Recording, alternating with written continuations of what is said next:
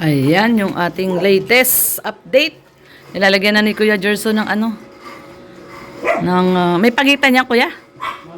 Yan, dyan. Oo, ayan. Sige. Oo. Yan. Ano? Alin? Alin, Daddy? Ayan, guys.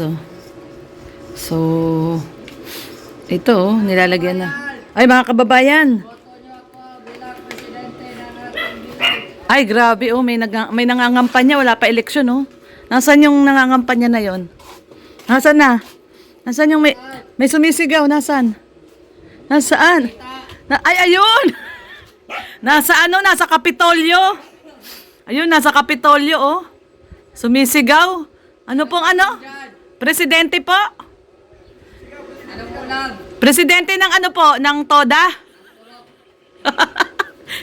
Kala ko TODA ng tricycle eh. Presidente ng Purok 1. Yan, grabe. Si Mr. J nandun sa Kapitolyo. Oh. Nasa Kapitolyo na. Nasa taas na. Oh. Kapitolyo ba yan? Oh, may second floor eh. Nasa Kapitolyo si Mr. J sumisigaw. Sumisigaw ng iboto daw siya sa pagka-presidente. Kala ko kung sino yung sumisigaw eh. Nandun pala sa tuktok. Nandun pala sa Kapitolyo. Ayan guys, so ito ang ating latest update. Nasaan na si Kuya Jerson? Ba't nawala? Tingnan nga natin ginagawa nila dito guys. At biglang nawala ay ayun, tinatanggal na po ni Red Noveno yung mga ano dito. Yung mga kalat-kalat dito. At itong likod po gagawin naming bodega. Ayan. Ito po yung sinasabi ko guys na natirang mga mga tiles. Ang dami oh.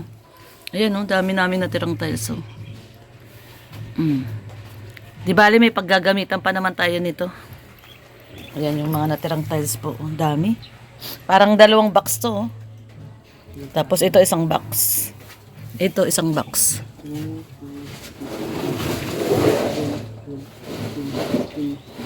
9 no sa isang box kuya. 19, 19 yung natira. Lahat 19. Oh, ito iba to eh. Ito isang box din yata tayo sa 2, 3, 4, 5, 6, 7, 8. Walang natira guys, ang dami.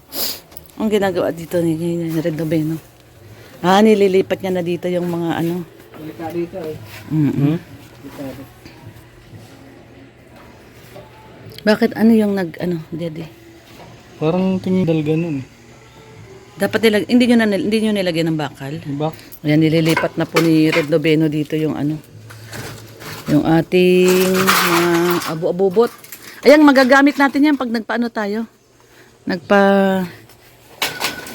Yung kisame sa pag nagpakisame po tayo sa ating terrace.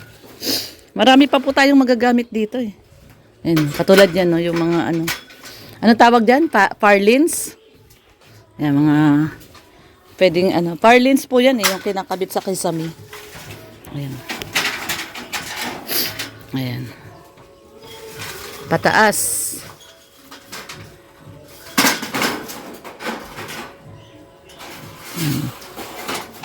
Naayos na po ni Red. Ito gagawin din namin itong bodega. Lalagyan namin ito ng dito, pinto. Tapos ito na yung magiging bodega. Lalagyan na lang ng ganun ng flashing para hindi nababasa. Mula dun sa bubong, lalagyan ng flashing, ganyan dito, flashing. Para pag kahit umuulan siya, hindi siya mababasa. Maglalagay tayo dyan flashing. Grabe sir. Grabe si Red Noveno, mukha ng basurero. yung asawa ko, basurero na, hindi na vlogger. Tingnan mo naman yung dumi, oh. Naliligo naman po yan sa gabi. Bago tumabi sa akin yan, naliligo yan. Dami pa lang natira. Ay, Daddy, wag mo papalagay natin kay Kuya Jerson yung ilalim ng pinto. Ito, isa nito. Ang laki ng uwang nung awang yung sa ilalim ng pinto isa. Yung pintuan po doon sa kwarto. Laki ng awang. Nilagyan niya ng sapin para hindi taguan ng ahas. Dapat isa pang dito. Isa pang sa dulo. Lagyan mo pa na isa pang ano, hollow blocks. Kukulong lang. Tataluin na. Tataguan ng ahas. So, yung iba, wag mo na ilipat. Mga ano lang, importante lang. Kasi baka pamahayan na po ng ahas dito. Kaya, lipat na po dito ni Red. Tapos mo na yung plastic na yan.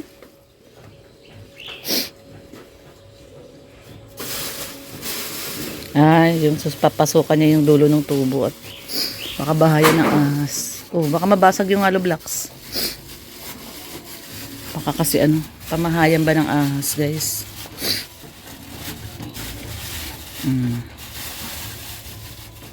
Nilagyan niya ng ano. Tsaka yung ano, yung doon sa tubo. Ayan.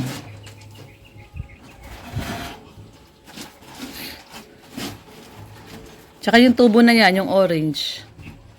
Green yan. Wala pang screen. Anong nilalabasan ng tubig yan? Hmm. Okay. Nilalabasan pala ng tubig yun.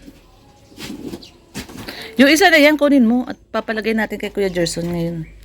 Ayusin niya na yan. Kapalasin yun. Ayan guys, ito. Lalagay natin doon sa ano, yung malaki, masyadong malaki yung awang nung ano, pintuan doon sa kwarto. Lalagay natin kay Kuya Gerson ng ganito. Ayan pa yung mga ibang mga putol-putol na tiles.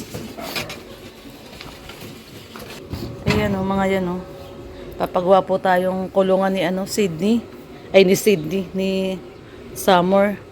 Si Sydney may kulungan na siya. Kukunin natin yung kulungan doon sa Maynila. Ayan. So ayan na, nagawa na ni Kuya Gerson yung Kuya, ito kinuha ko.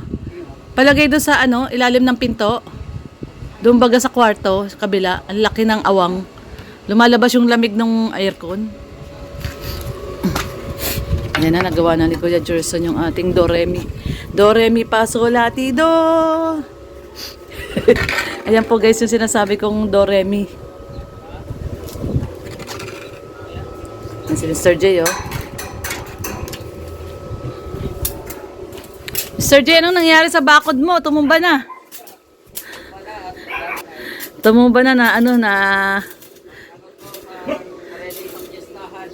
ready to piestahan na yan?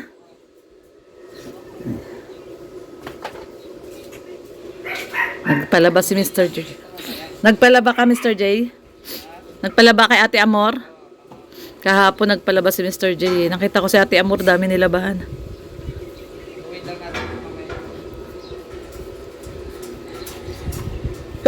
May nagtuturo. May nagtuturo. Ano po yun? Mga bibili lupa? Yung dalawa ata. Ay, yung dalawa. Yung dalawa nasa opisina. Yung tatlo nasa opisina. Kuya Gerson, kilala yung mga ahente dito kasi. Si Ma'am Fran, yung kanyang boss, no? Kuya Gerson?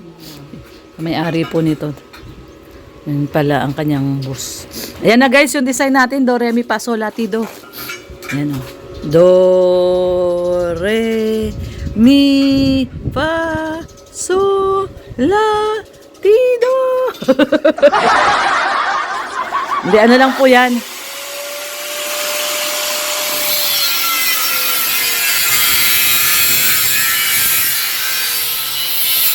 Yan, pinalagyan po natin ng ganyan kasi lalagyan po namin ng mga halaman yan. Sasabitan namin ng halaman. Yan guys, sasabitan natin ng halaman yung ganun-ganun para meron tayong design. Tapos sasabitan natin ng halaman. Ayan. Diba? Lalagyan po natin ng halaman. Mga orchids, yung gano'n, yung mga gumagapang na halaman.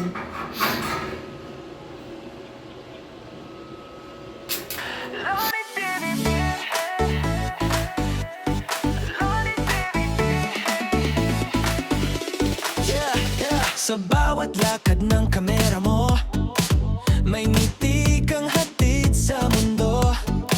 Sa kalsada, bundok at baryo, may pag-asang muli na nabubuo. May pamilya ngayon'y muling umiti dahil sa tulong na iyong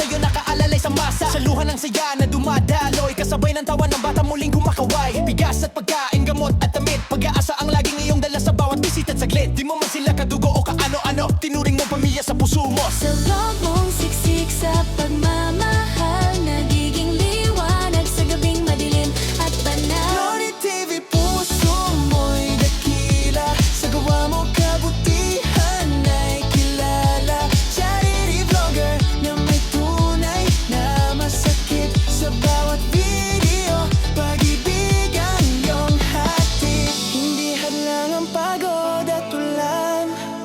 Basta't may matulungan ka lang. Pangalan man ay sumikat sa TV. Sa puso ng tao, nakaukit si Loni TV. Si Loni TV.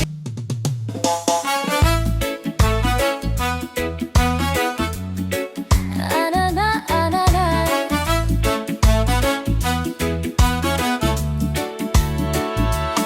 Ako si Lorne TV, dating beauty queen sa party. Ngayon ko'y na lang, wala ng beauty pero solid pa rin ang ngiti. Dating reactor ni Kuya Val, sa bawat vlog, sa bawat detalye. Ngayon kasama na sa pag-alalay sa mga buhay na kailangang aligid. Oh, oh, masaya pagkasama ang team Kalingap. Tawa lang ng tawa kahit minsan pagod na.